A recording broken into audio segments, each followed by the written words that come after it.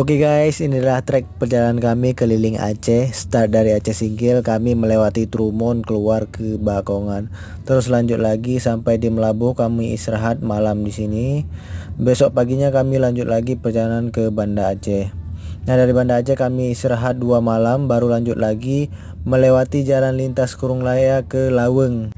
Dari Laweng keluar ke jalan lintas Medan Banda Aceh sampai ke Aceh Timur, kami istirahat beberapa hari baru lanjut ke Langsa dan Lukup. Dari Lukup Aceh Timur kami lanjut ke Takengon. Kami ambil jalan Simpang KKA Luk Semawe menuju ke Takengon.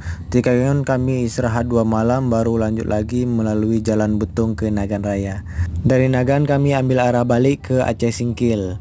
Inilah rekap perjalanan kami. Terima kasih buat kalian. Kalau ada yang mau tanyakan silakan komen. Terima kasih. Jadi kami butuh 7 hari, itu cuma untuk di jalan aja, lain untuk menginap atau istirahat.